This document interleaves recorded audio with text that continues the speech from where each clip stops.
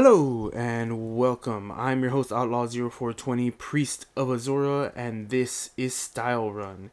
In this series, I will show you how to get the style pages in the Elder Scrolls Online, what you have to do to get them, and where you have to go to get them. I'll also give you the financial value if you're looking to make some quick gold. Today's crafty motif is number 106, Silver Rose Style, which takes the style material, rose engravings. Alright, so the silver rose. So to get to this dungeon, you will need the Walking Flame DLC. You can either buy that in the Crown Store or you can have ESO Plus. Once you have ESO Plus, you'll be able to come to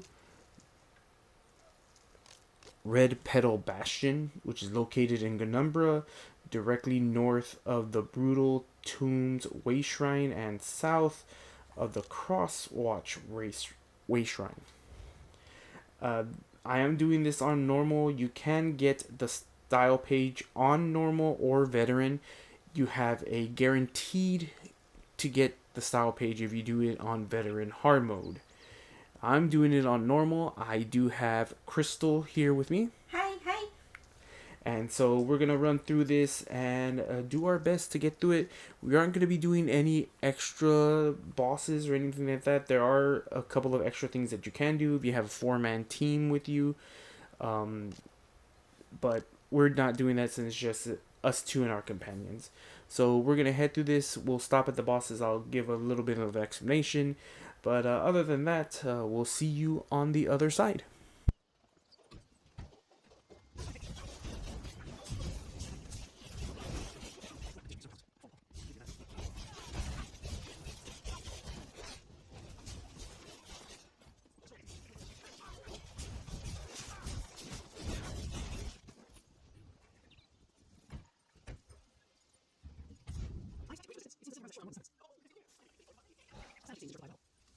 Alright, so we have made it here to our first boss.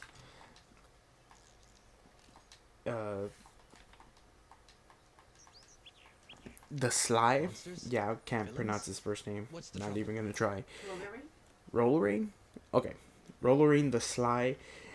Basically, this guy, one of the sets that come out of here is called the Gourmand set. And he can turn you into a goat. You'll have to eat sweet rolls. And basically, he'll summon other Daedra to come and attack you. It's really annoying. You do need a tank for this section because they keep most of the damage off of you when you're a goat. You'll just need to eat the cinnamon rolls to transform back and then just start hitting him and stabbing him. He does a bunch of AoEs, so be on the lookout for that. Usually your tank will not be transformed into a goat, so your best bet is to have a tank if you're just playing with yourself and someone else, or if you're by yourself, this might be a little bit hard to get past. But we're gonna be going into it, so let's hope we do well.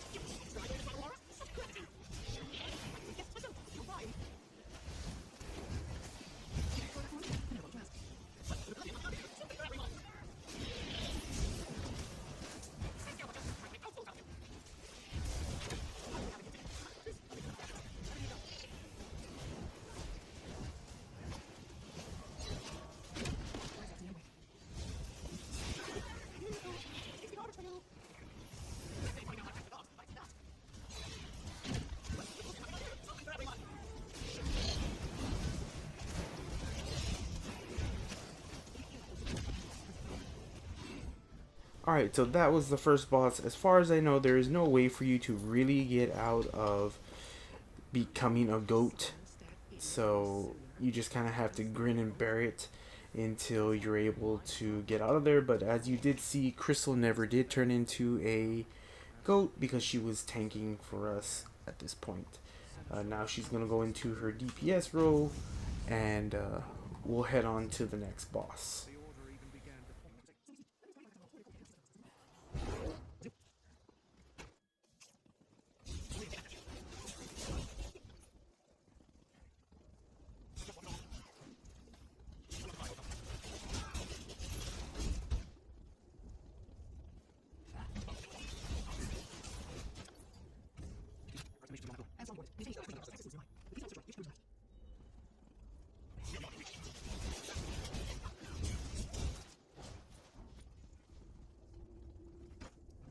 Alright, in this battle, we're going to be facing off against 3 enemies. They're going to be doing a lot of AoEs and projectile attacks. You just have to make sure that you stay out of stupid for the most part, and dodge a lot of things. We're going to stay on to let you know if anything comes up. But like I said, this one's a lot of just staying out of stupid. Ready? Does the heathen priest believe he can stand in the way of our divine purpose? The powers of oblivion aren't to be worshipped. They are to be commanded. 2 shares of the spoils for me. I got this. There won't be much left after I stuff them into paste. Awaken fear! So this guy, he throws, as you saw, that AoE, and then he also uses projectile. He'll throw things at you, so that way he staggers your character, so just be careful with that. And he does have, like I said, those AoEs that he drops on the ground, and that charging attack. As we get him down to a certain point, he'll call in his archer friend. The archer does mostly what an archer does in normal. They'll shoot up, drop these AoEs. You'll have to watch out for it. And at the same time, you do have to watch out for the guy with the shield. He will do a charge and also drop his regular AoE as well.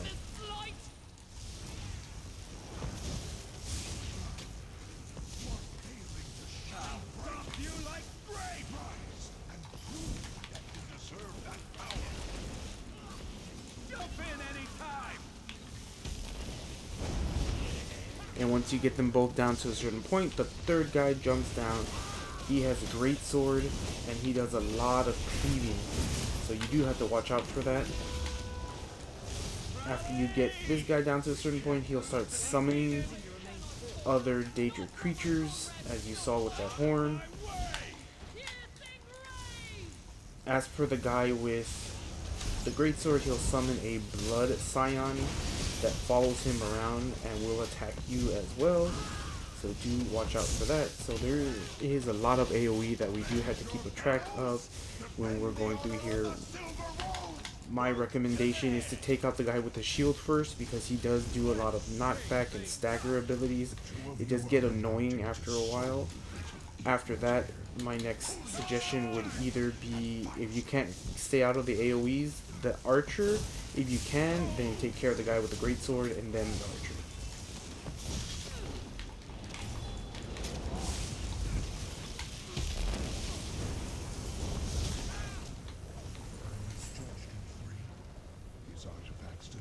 Alright, and there we go. That's this battle, and we'll be heading on to our next one after this.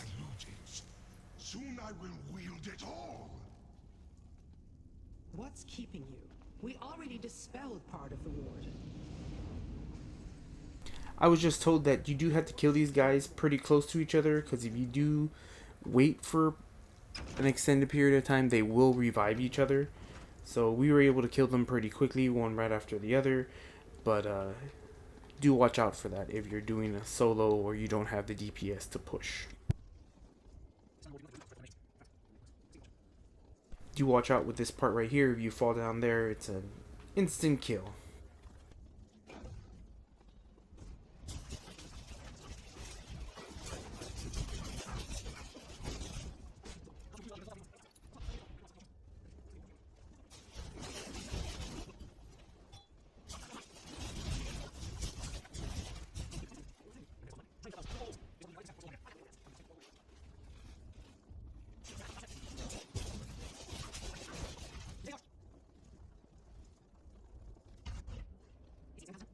Alright, so we've made it to the final boss of the dungeon. This guy, if you saw what the last boss did, there's going to be one main guy, and he's going to be summoning a bunch of other scions to come fight with him. So we will have to watch out with those.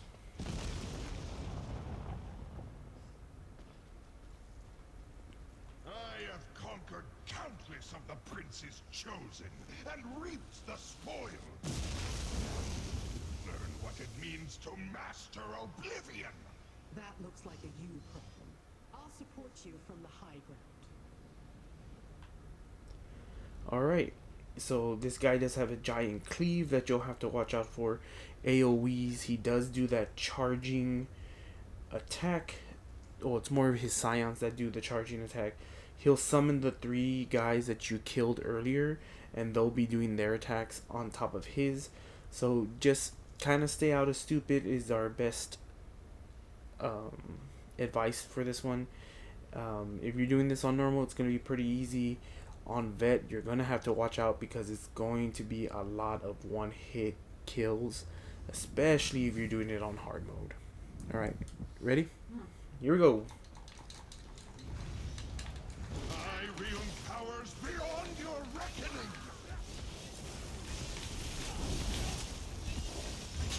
So there's the kick and the cleave that you have to watch out for. The kick does stun you, so that way the cleave can hit you pretty hard. He will summon lightning attacks and keep on trying to do those cleaves on you. It will take far more than that. And here come the AoEs that you have to watch out for.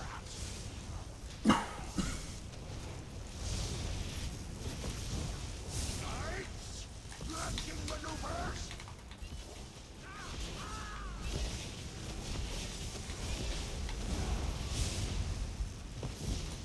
As you saw there, there's the charge, and he will periodically summon these rune shapers that you'll have to watch out for.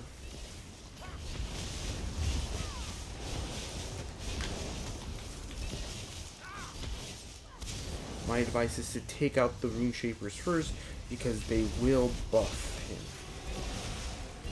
And if you saw there was a wall of people there, you kind of have to get in the middle of that so you don't get hit, because if you do, it is a one-hit kill. Along with that knife attack that's coming out right now, if you get hit by that, that is also a one-hit kill even on normal. So do watch out for that. As you bring him down lower, he'll start doing more and more attacks. I will cast your bodies from the battlements if it's the last thing I do. So once he does that spinning sword attack, he'll summon these scions that if you get into them, they will kill you. So you do have to be careful.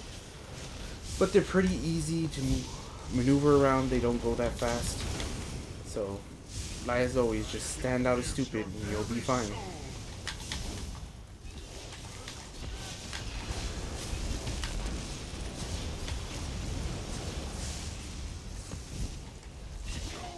No, where are you taking me? And there you go. We defeated him. And let's go get our prize. Alright, looks like I got lucky. And I got the crafty motif number 106 Silver Rose Maces. I'm going to eat that right now because I don't know it. I will be putting up the prices for this one. This is a DLC dungeon motif, so the prices are going to be a pretty good penny. They might still be recovering from the last event that we had a few months ago when it was everything that had to do with High Isle and the Deadlands. This was one of the DLC dungeons that you could get coffers for and a lot of motifs. So this motif might not be as expensive as it used to be, but like I said, it is a DLC dungeon. You do have a chance of getting it from normal and vet, but a guaranteed from vet hard mode. And it's not one of the easiest ones to do, so the prices are going to stay pretty high. And there is no event coming out in the near future that would fluctuate the prices. So what you see is probably what you're going to get for a while, unless for some reason there's something special that comes out. Hopefully you did enjoy finding style pages in the Elder Scrolls Online and these dosed tones. If you did, then hit that subscribe button, ring that notification bell, and do whatever else the YouTube gods demand of you, like leaving a comment, liking the video, so that way other people can see. I do have another 75 episodes of Style Run that I'll put a link to the playlist in the description down below, so you can go and see what style pages we have found in the Elder Scrolls. And as always, remember, my friends, someone out there appreciates you because we appreciate you. May Azor's glow guide you ever warmly. Bye!